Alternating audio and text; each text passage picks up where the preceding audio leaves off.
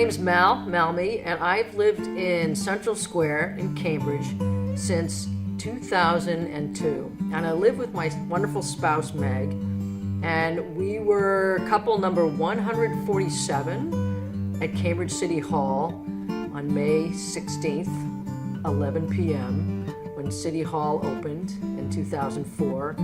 And we signed our application for a marriage license at 3:15 in the morning.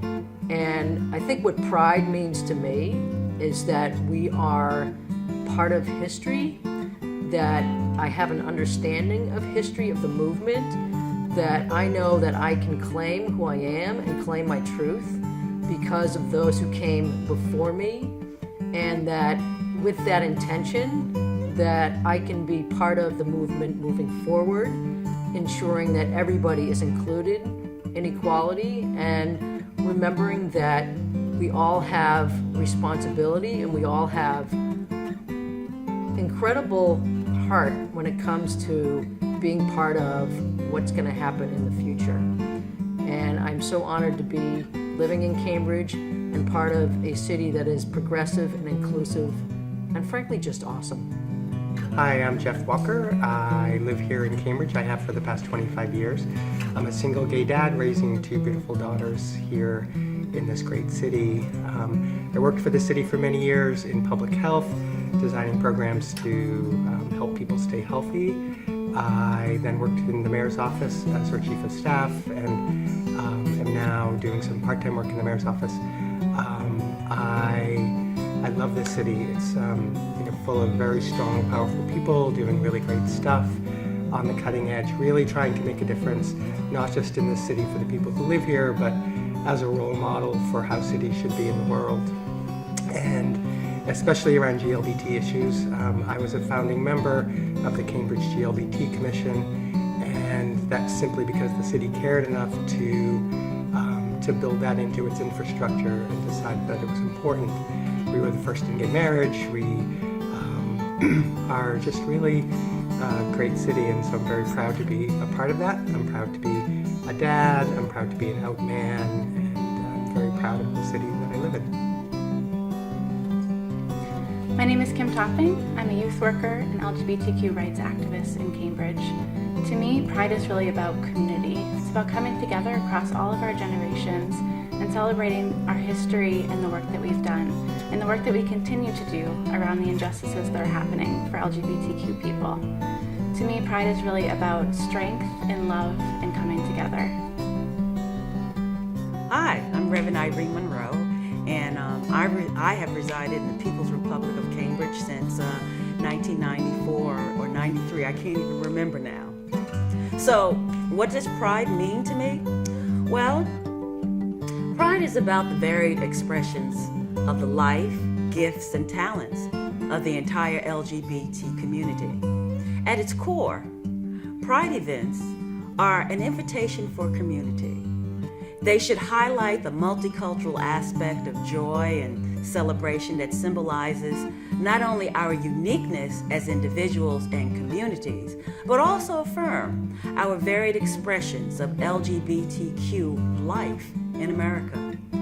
While pride events are still fraught with divisions along race, class, and gender identity lines, they bind us to a common struggle of LGBT equality.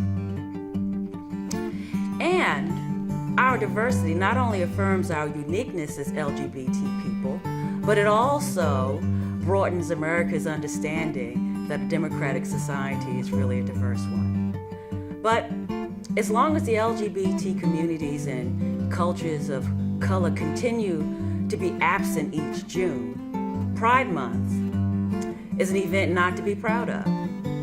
In the face of our own self-respect, who gather at this breakfast, at the Cambridge breakfast each year, old and young, I want to offer you this, the Kwanzaa principle of unity. And it must take root in our self-understanding of who we are and what we decide to be as a community and as an ongoing movement, especially in the People's Republic of Cambridge. And and understanding the interconnectedness between himself as the individual and himself as the community. African historian John Ubuntu said this: "I am because we are, and since we are, therefore I am." So in the face of our own self-respect and embracing the quantum principle of Ujima, the competition among us must stop. The distrust among us must stop. The bigotry, the single-mindedness of LGBT issues, and yes, the unchecked white privilege must stop. Why? Other than the fact that many of us are just too damn old to repeat the same mistakes that we did in our youth, and we must leave a legacy for younger generations to follow. Cambridge really is a beacon on the hill, and we must remember that the whole world continues to watch Massachusetts in terms of LGBT justice. And for many of us, LGBT justice for all is our calling, our life's work, and our ministry. So I close on this note for the LGBTQ People's Republic of Cambridge, for you all to ponder. United, we can stand as a prophetic community, or divided, we will fall as a petty people. Happy Pride. I'm Estelle Dish, I'm 73. I've lived in Cambridge in my current location for about 30 years. I've been on and off in the city since the 70s. There are two things that I think about when I think about pride. One is safety, and the other is being seen. I have felt safe in Cambridge. I came out in the late 70s in the midst of the women's movement with lesbians everywhere, happy, cultural events. It was just an amazing moment. And the city was okay with that. The city was cool with that. Then, on the feeling seen end, the city has pride events. There's for decades been lesbian and gay counselors. I remember one of the happiest events of my whole life was standing outside City Hall the night that I think it was Denise Simmons had the idea to open the offices for same-sex marriage registration at midnight. It was the best party I've ever attended. So I feel very seen by the city, by both the events and by the people. And every now and then, of course, somebody doesn't care about my so-called lifestyle, but they don't bother me. I don't feel threatened by it. So I think this is a great place to live, and I'm very happy to